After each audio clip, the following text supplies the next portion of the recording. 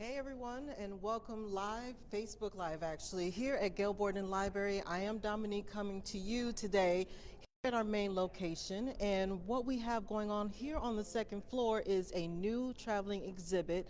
And actually today, the weather being cold in the single digits and snow, ice, everything is going on. This is the time of year where we start salting our driveways, our sidewalks.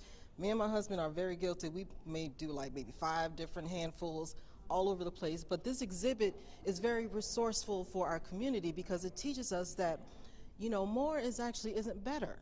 So before I go into too much details, I'm going to have our first set of guests, our special guests that are here with us today, that's going to explain a little bit more about what this traveling exhibit is. And then after that, I have 3 other special guests from our local libraries that we're going to get to know, and also they will be having this travel exhibit coming to their local library as well. Now, without further ado, let me introduce you to our first set of guests that we have here today. We have our Division Chief of Public Relations, Denise Riley, and our very own Elgin Mayor Kaptain. Welcome, welcome. Thank you. Oh, All thank right, you, take it over, Dominique. Denise. And you're right, it's 10 degrees out there. You got a mic. Yes. Okay, I'm I'll ready. just be I more am ready. friendly. That's a perfect day to be talking about salting. And, well, other than, he came to us, what, 3 years ago to talk about this exhibit, and we, post-COVID, we finally are being able to bring this to people. You know, why is this, small start in you, why is this an important exhibit? We're starting to see the effects of excess salt on driveways, excess salt on roads, excess salt in parking lots for big retailers. We're seeing too much.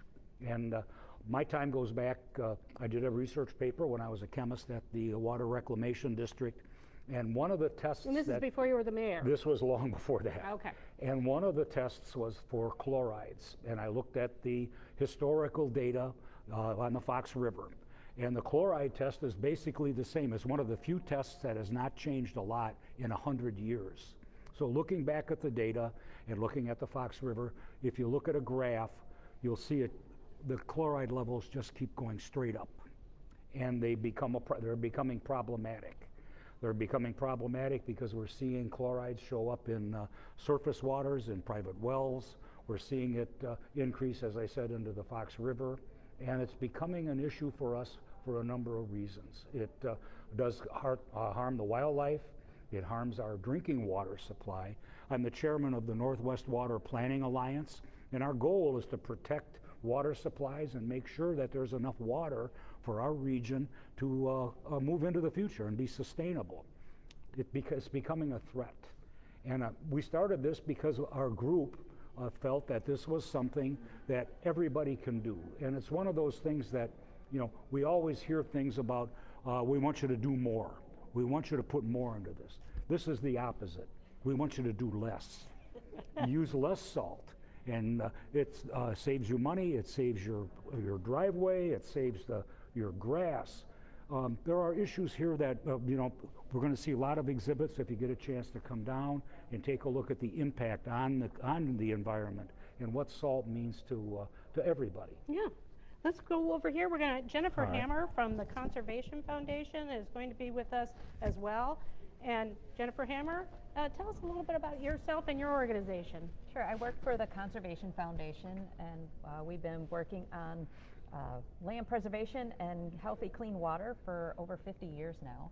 And over the last 10 to 15 years, we've been really working on this chloride issue and working with Mayor Kaptain and the Northwest Water Planning Alliance, in particular Scott Kuykendall, who chairs their Sensible Salting Committee, and looking at different ways that we can make reductions in using salt, but still keep people safe. I mean, that's, you know, most important. We want people to be safe on the roads, on their sidewalks, on their driveways, but we can do that with using less salt.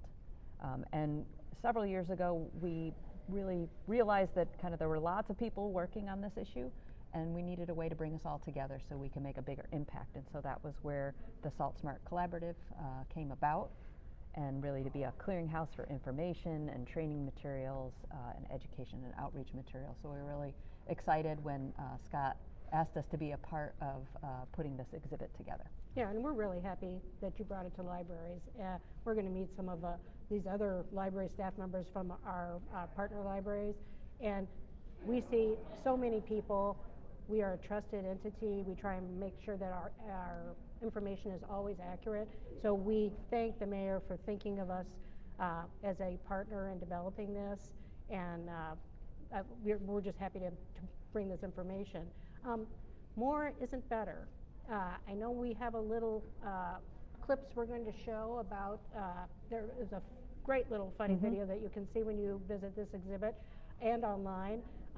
But let's talk a little bit about why more isn't better. And I know you mentioned something about the chloride, but some of these communities, like Elgin and Aurora, also take our water from the river. That's correct. We do use the Elgin uses considerably more Fox River water than Aurora does, and that's going to impact us. We see that the cost of treating the chloride becomes really prohibitive at a certain point. I don't know where that point is. A water person would have to tell you, but there are ways to remove the chloride, but it's going to cost people money, and I think that's the idea here, is that you can save money, you can do things that are good for the environment by just doing a little bit less and doing a little bit of planning yourself. And there's some tips here. Don't salt on top of snow, clear the snow first. The little things like that can make a difference.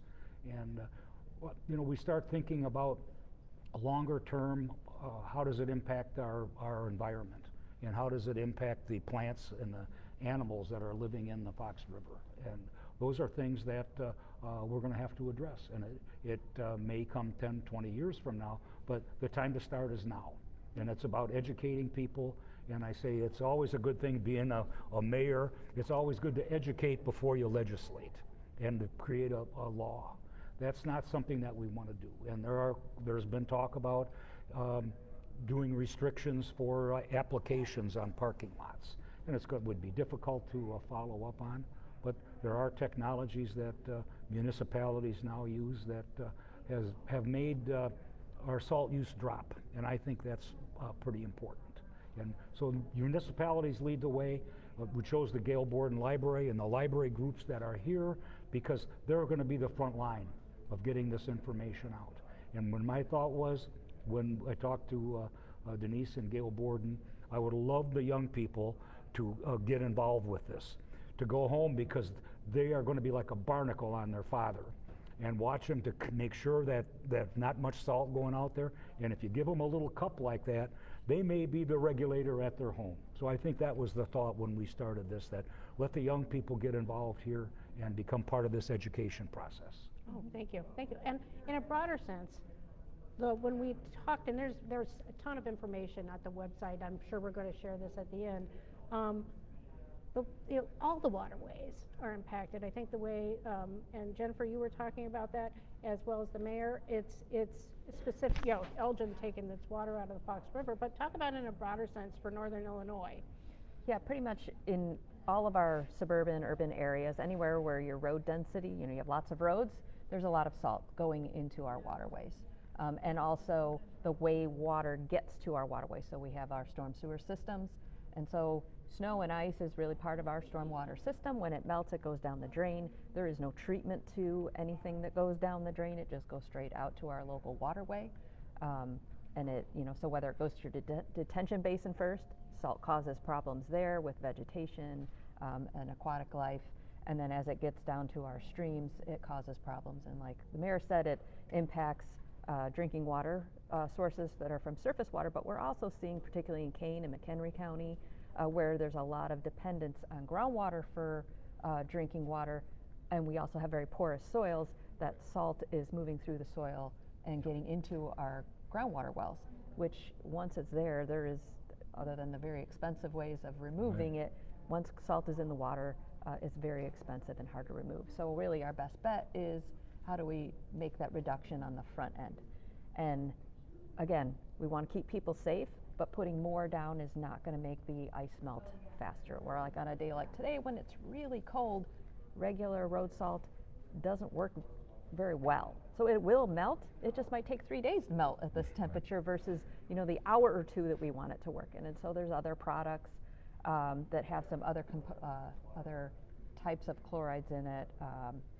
like magnesium chloride or calcium chloride that are mixed in with the salt. And so those are formulated to work at colder temperatures. So that's part of the messaging here is, you know, get rid of as much of that snow and ice as you can first, salt where you need it, and when it's really cold, you got to make sure you're using the right product, because just putting more down is not going to make it melt What about the faster. impact on animals and plants? How does that salt and also our some of our infrastructure, how does that impact? I think one of the things that probably human beings are well aware of is your doctor will tell you don't use too much salt because it affects your blood pressure, it affects how your body responds to it. Animals would be very much the same. Salt will kill plants, pretty much. We see that as one of the discussions that have been going on is that it's counterproductive for commercial properties to put too much salt on their parking lots, because as they plow, it gets thrown up onto their landscaping, and then they have to replace the landscaping because it kills it. And the salt will kill plants. You can see it as you drive down some highways. The grass will be dead up near the highway because of the salt that gets pushed up on it. So it does impact all of those things. And once the salt gets in the ground, it doesn't come out very easily. You have to almost remove the soil. And then there's the other impacts to our built environment. So I mean, we've all heard about, you know, us being in the Rust Belt, and especially with the older cars that had more steel in them, you see all the rust, and that rust is coming from chlorides. Yep. But not only for our vehicles, but any of our infrastructure that's made of concrete or steel. So thinking about sidewalks and bridges and buildings, with that chloride and the spray off of the chloride, it eats away at those parts of the structure. So there's costs there involved in that, more maintenance that is required, as well as entryways. So when we're talking about salting around sidewalks and entryways, as that salt is tracked in through doorways, you know, getting into the cracks and crevices of the sliding doors, and that it just eats away at those structures. So it reduces lifespan. So there's a lot of impacts to the built environment as well. Yeah, and we called this exhibit Salt, or Smart Yep, Salt and You. Salt, Smart, and You. And what does and you, like if you had 3 top tips, what would that be? To be what people can do at their own houses. I think certainly one is shovel first, and some people try to anticipate bad weather, and if it's going to snow, they'll throw salt down, but then they shovel it off, and get the salt off the sidewalk first, and then put your salt down, and look for spaces that are particularly icy, and do spot salting.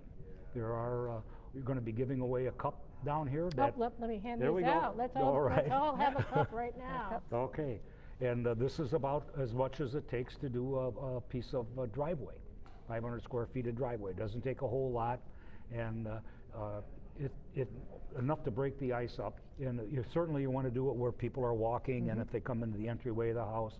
So as Jennifer said, to make sure people are safe. And I think that we want to make sure that's done as well. But I think those are things that are extremely important. You can look for other alternatives to sodium chloride. Sodium chloride is not good for driveways because it will pull the calcium out of, literally pulls the calcium out of the cement and pits it. So you have to use other materials there as best. So in long term, it's best to look at other alternatives. City of Elgin, a number of years ago, changed the way that we salt the streets, and we started to mix a brine of beet juice and salt and apply it to the streets. It causes it to stick, and it takes less salt then to create the same effect. We salt typically as a municipality, we salt at the intersections to make sure that they're safe, and we don't necessarily put all that much salt out in the neighborhoods. So you can use the same idea in your driveway. Salt near where people are getting out of their car and going into the house, and don't use as much farther out where the car's going. And we actually have a new video and blog post at saltsmart.org about how to mix and use brine at home. And so that idea of putting brine down on your sidewalks and driveways, and once that liquid dries, it's there once it starts to snow, and it stops the bond from forming between the ice and snow and your pavement. So when you do go through and shovel, it comes off much faster and easier and cleaner. And so it is a really good proactive way that many communities are using now. And that's those stripes you see on the road. Some communities refer to them as safety stripes. And so when you see those stripes on the road ahead of a storm, it's likely that there is some sort of storm or icing event that's not too far off in the future. But it allows us as communities to be proactive and use staff time wisely. But it also allows us to put and use a lot less salt. And so, like I said, there's a video as to how we can do that at the homeowner level as well. And you want to mention your website where they can so go see that? saltsmart.org is where you can find a lot of information, both geared towards residents of our communities, as well as information for municipalities or other public agencies and private contractors on different best management practices, tools, and information to help us all make reductions in salt while we still keep people safe. Well, thank you, and thank you so much for bringing this project to us. Again, we love to bring accurate information to our communities. That's in our DNA as libraries, and we see a lot of folks. And when we were working on this project, we worked with some other libraries, and we're going to talk with them. Dominique's going to mention them, and we're going to meet them, in fact. So coming up next, Dominique is going to talk to our fellow library staff members. It will be at Gail Borden through mid-February, and you can pick up a cup here. Come to our second floor, see this exhibit, visit the website for more information, and now Dominique, take us away. All right, well, thank you, Denise, and thank you, Mayor Kaptain and Jennifer Hammer from Conservation Foundation. And I'm going to go to that website and learn a little bit more about Brian. Is that correct? Yep. I never heard of that, but I'm going to learn it. I'm going to learn it today, so thank you. All right, so we have 3 wonderful special guests. If you want to meet me over here, it's much easier for everyone to see you. So, all 3 of you is from our local libraries. If you can just introduce yourself and then explain, just give us a little brief about your library and tell us exactly, how you guys have been enjoying, having exhibits at your library. Sure. Good morning. My name is Allie Lanthrum. I'm the Events and Program Coordinator for the Aurora Public Library District. The Aurora Public Library District serves a community of about 200,000 people. Aurora is the second largest city in Illinois, and it has been a great pleasure to work with our partner libraries and the Conservation Foundation on this exhibit. We are all united by the desire to have clean water and a cleaner, healthier environment. In exhibits, we try to bring traveling exhibits, unique exhibits to our communities that help our community explore ideas and concepts and really enjoy things that maybe they wouldn't be able to otherwise. And by collaborating, we were able to create this unique exhibit. And I really hope that people learn something and work together and enjoy making the environment a better place. And be proactive. Yes, it's measurable and achievable change. Exactly. And when will the Salt Smart exhibit come to your library? Sure. The Salt Smart exhibit will be at the Aurora Public Library District's Santori branch, which is downtown Aurora, the 3rd and 4th weeks in March, so the end of March. Yeah. Awesome. All right, so be on the lookout. So Aurora, correct? All right, so be on the lookout, Aurora, and other locations as well who wants to come to visit your library. So thank you so very much. And then our next guest is? Hello, I'm Stephanie. I'm from the Schaumburg Township District Library. I am the Creative Services Librarian, which sort of is a catch-all for anything creative, which includes exhibits and our large-scale programming. So this came about, Denise reached out from Gail Borden about an opportunity to create this exhibit with other libraries. And whenever you get a call from Denise and Gail Borden, you just say yes, because you know it's going to be fabulous. So we have learned to always want to be a part of sort of whatever they're doing. So it's great to be able to collaborate with other libraries, especially because it just gets the focus out into as many communities as possible.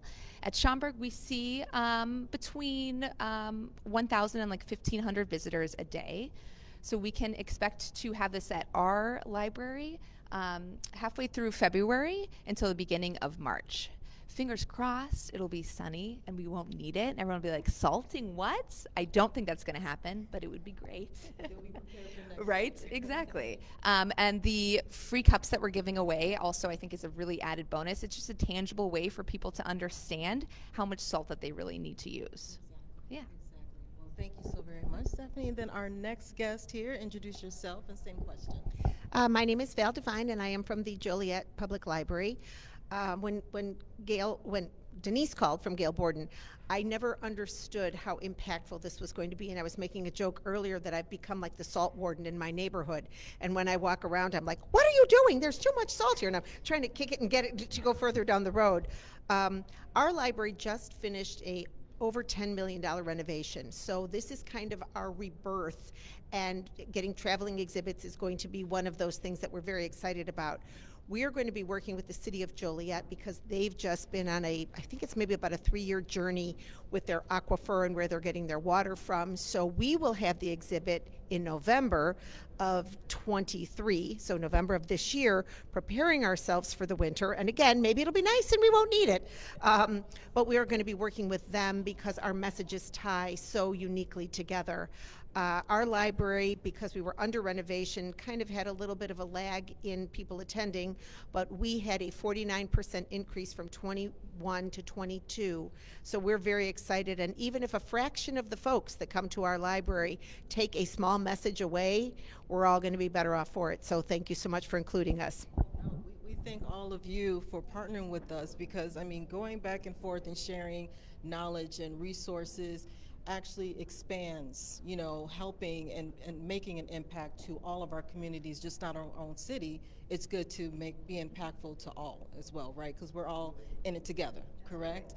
All right, well, I want to thank all of our guests here from the local libraries, and again, be on the lookout for this traveling exhibit. Salt Smart and you will be coming to your local libraries near you. And then I also want to thank our very special guests over here for sharing some wonderful knowledge. So that is saltsmart.org, Yes. where you can get more information. And Denise, can you let us know how many people we have coming to library?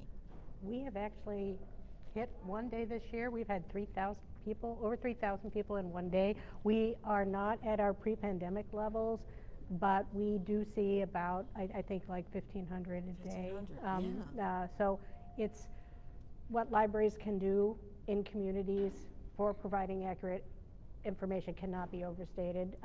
Again, and working with partners who can provide us with the expertise and the accurate information, you know, we can often be a very vital arm to getting that information out. So we thank first Mayor Kaptain for bringing to us. Thank you.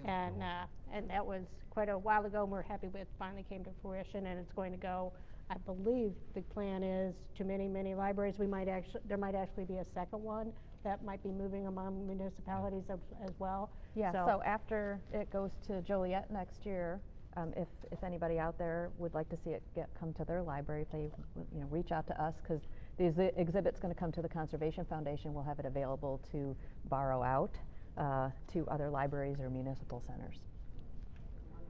All right, so thank everyone here, and I want to thank our viewers out there for tuning in and watching us. I am Dominique here at Gail Borden Library, and everyone stay warm. I know it's really cold out there, but stay warm, and everyone take very good care, and see you next time.